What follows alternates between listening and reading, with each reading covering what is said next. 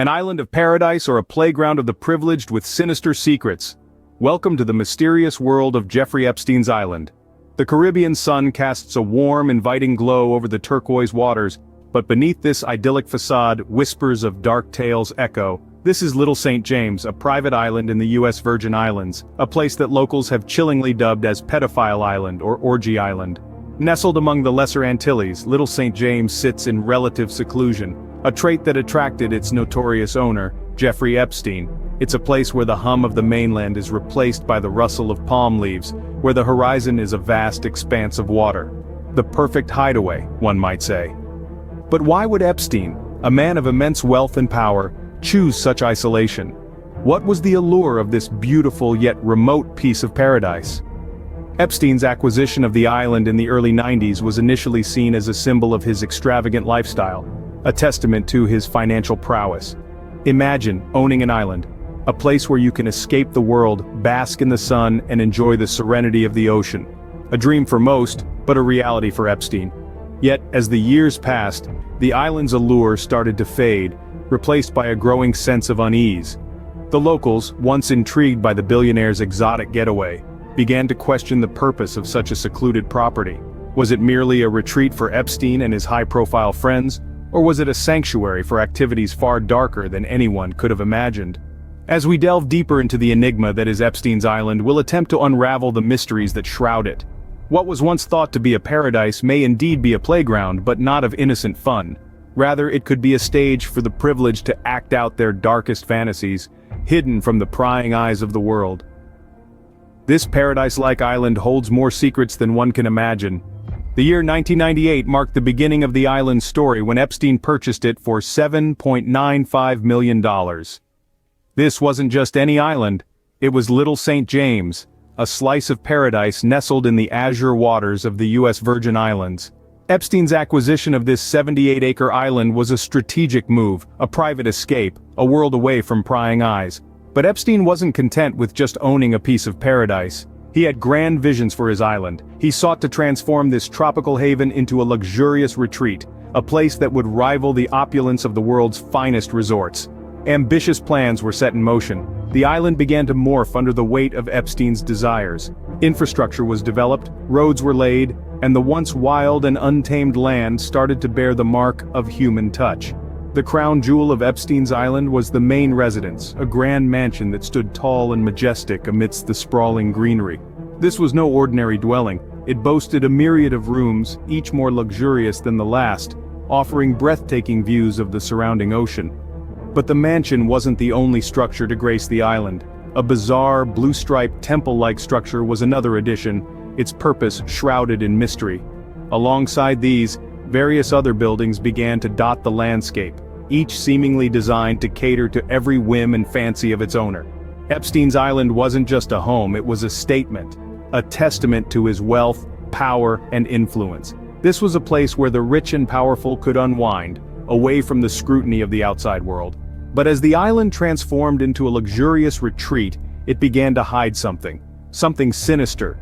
The lush greenery, the opulent structures, they all served as a facade, a veneer of respectability that masked the island's dark secrets. The island, once a barren land, transformed into a luxurious retreat, hiding its dark secrets behind the lush greenery and opulent structures. Behind the facade of paradise, the island was reportedly a sinister playground. Beneath the palm trees and the turquoise waters, a chilling narrative unfolds, a tale of exploitation and abuse so severe it defies belief. This was not a place of relaxation or respite, but a dark corner of the world where innocence was stolen and lives were shattered. Allegedly, this island was the epicenter of a vast illicit network, a hub of criminal activity hidden in plain sight. It's said that the island's owner used his wealth and influence to manipulate and control, turning this paradise into a prison for those unfortunate enough to be caught in his web. In the midst of this tropical idyll, unthinkable atrocities were carried out. Accounts have surfaced over the years, painting a picture of a deeply disturbed individual who used his island as a personal fiefdom, where the law was what he decreed it to be. It's a narrative that's been pieced together from the testimonies of brave individuals who found the strength to come forward and share their experiences. These individuals, whose identities we must protect, recount a horrifying ordeal. They speak of manipulation, of coercion, and of a system designed to prey upon the vulnerable. They tell of a man who wielded his power with impunity, who used his island as a fortress where he could operate without interference. Their accounts are chilling, filled with details that shake us to our core. They describe a place where the rules of society were abandoned, where the powerful exploited the powerless, where the veneer of paradise was used to conceal a nightmarish reality. The island with its white sandy beaches and clear blue waters was nothing more than a facade, a smokescreen for the monstrous acts that were allegedly being committed within its shores. It was a paradise lost, a place of beauty turned into a place of horror. The horrors endured by many on this island are a stark contrast to its outward allure. This is the dark side of paradise, a chilling reminder that even in the most beautiful places, darkness can reside. As whispers of Epstein's illicit activities grew louder, the law began to take notice. In the early days, Epstein's secluded paradise was shrouded in a veil of secrecy. But as the whispers of the island's dark secrets grew louder, the authorities couldn't ignore the mounting evidence. The wheels of justice began to turn, and the investigation into Epstein's activities commenced. The first step was obtaining a search warrant. It was no easy task, given the island's remote location and the high-profile reputation of its owner. But the mounting allegations and emerging testimonies from victims were impossible to ignore. The court granted the warrant, and the stage was set for the law to step foot on Epstein's private island. The investigators arrived on the island, their hearts heavy with the weight of the task ahead. They knew they were stepping into a world that had been meticulously designed to hide its secrets. The island, once a refuge for the rich and powerful, was now a crime scene.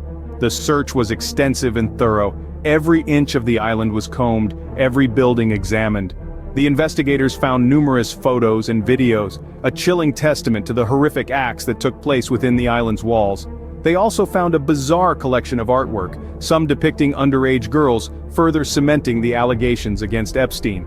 They discovered hidden rooms and underground tunnels, adding an eerie layer to the already grim picture.